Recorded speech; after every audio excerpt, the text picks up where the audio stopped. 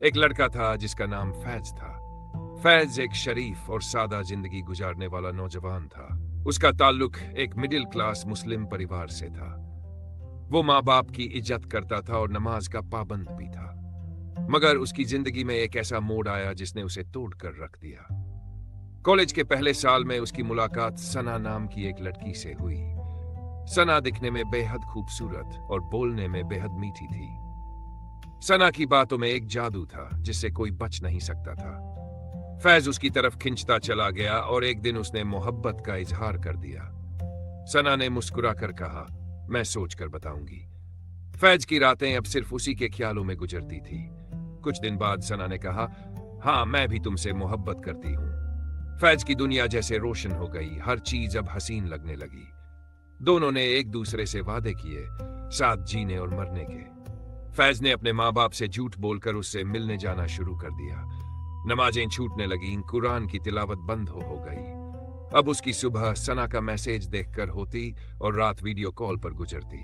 वो धीरे धीरे अपने असल मकसद से दूर होता चला गया। सना हर बार कुछ न कुछ मांगती, गिफ्ट, पैसा, मोबाइल। फैज अपने दोस्तों से उधार लेकर उसकी ख्वाहिशें पूरी करता। वो कहता, अगर मोहब्बत सच्ची है तो कुर्बानी तो देनी ही पड़ेगी। माँ पूछती, कहाँ जा रहा है बेटा? वो जवाब देता, पढ़ाई का प्रोजेक्ट है। एक दिन माँ ने कहा, तेरी नमाज छूट रही है, अल्लाह नाराज न हो जाए। फैज ने कहा, अल्लाह तो दिल देखता है, इश्क भी तो पाक है। मगर उसे नहीं पता था कि वो किस धोखे में जी रहा है। एक दिन उसने सना को दूसरी लड़कों के साथ देख लिया। वो हंस रही थी, बात कर रही थी और फैज छिप कर देख रहा था। उसका दिल कांप गया। उसने पूछा, ये सब क्या है? सना ने बेफिक्री से कहा, हम दोस्त हैं, तू शक क्यों करता है?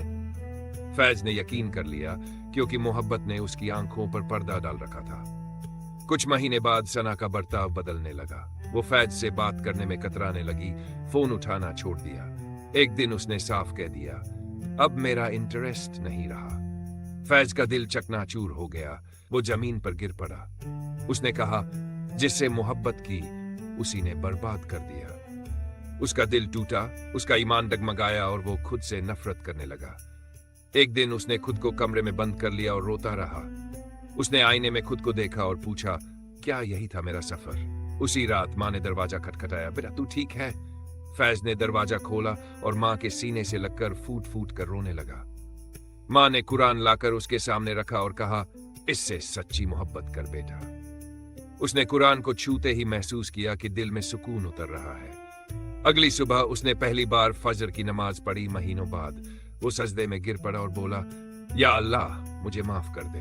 जिसे मोहब्बत की उसने बर्बाद किया, मगर तूने मुझे संभाल लिया। उसने रोजा रखना शुरू किया, मस्जिद जाना शुरू किया। अब उसके दिल में अल्लाह की मोहब्बत ने जगह बना ली थी। वो हर रोज कुरान की तिलावत करता और आंसू बहाता। वो कहता, मेरे अल्लाह ने मुझे उस गलत मोहब्बत से बचा लिया। अब वो मोहब्बत की तासीर समझ चुका था। जब तक अल्लाह को ना चाहो कोई सुकून नहीं। फैज ने अब जिंदगी को एक नए तरीके से देखना शुरू कर दिया।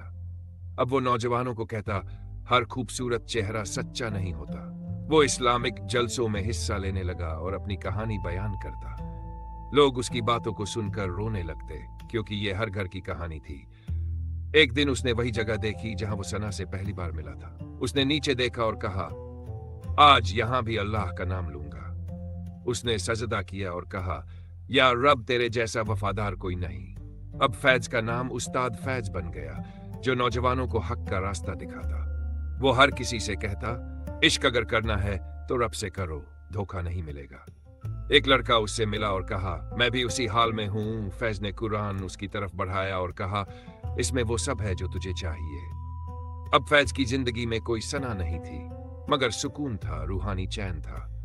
वो हर नमाज के बाद दुआ करता, या रब किसी और फैज को वो दर्द न देना। वो कहता, मेरी मोहब्बत गुनाह थी, मगर तेरी रहमत ने मुझे पवित्र कर दिया। आज उसका नाम मस्जिदों में, जलसों में, दुआओं में लिया जाता है। उसने अपनी तौबा को जिंदगी का सबसे बड़ा तोहफा मान लिया। उसने लिखा, जिससे मोहब्बत की उसी ने बर्बाद कर दिया, मगर अल्लाह ने संवार दिया।